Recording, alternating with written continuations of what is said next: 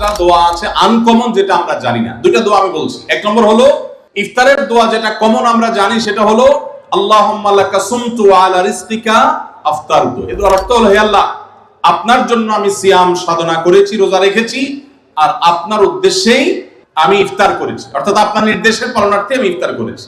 এই যে আল্লাহুম্মা লাকা সুমতু ওয়া আলা রিজকিকা আফতারতু, এটা ইফতারের একটা দোয়া। আরেকটা দোয়া হলো যাহাবা যামা ওয়া বাতাল্লাতিল উরুক ওয়া সাবাতাল আজরু ইনশাআল্লাহ। অনেকে এটা জানেন মাশাআল্লাহ। যাহাবা যামা মানে আমার পিপাসা দূর হয়ে গেছে, ওয়া বাতাল্লাতিল উরুক আমার শিরা উপশিরাগুলো সব সিক্ত হয়ে গেছে, ওয়া সাবাতাল আজরু ইনশাআল্লাহ এবং আল্লাহ চাহেন তো এই রোজার বিনিময় আমার জন্য অবধারিত হয়ে গেছে। এই যে দোয়া ইফতারের, এটা কি ইফতারের আগে করবেন না মাঝখানে করবেন না শেষে করবেন? কি বলেন, ইফতারের আগে না শেষে?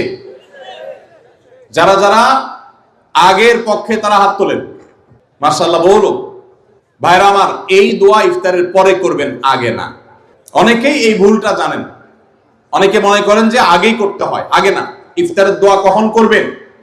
ইফতারের শব্দের অর্থের দিকে খেয়াল করলে তো দেখতে পারেন পিপাসা দূর হয়ে গেছে, শিরা উপশিরা সিক্ত হয়ে গেছে, এটা কি ইফতারের আগে হয় না পরে হয়?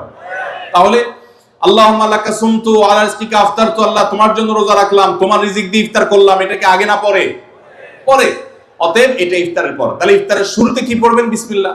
বিসমিল্লাহ বলে যে কোনো খাবার খান, ইফতারও খাবেন। ইফতার খেয়ে ফেলছেন, 2-4 লোকমা খেয়েছেন, একটু পানি খেজুর খেয়েছেন, তারপরে দোয়া পড়তে পারেন। আর চাইলে একদম শেষ করেও পড়তে পারেন। আর এটা নিজের ভাষায় পড়লেও হয়ে যাবে, কিন্তু সুন্নাত হবে, বেশি উত্তম হবে নবীজির ভাষায় পড়তে পারলে, সরাসরি আরবি টেক্সটটা পড়তে পারলে। আল্লাহ আমাদেরকে তৌফিক দান।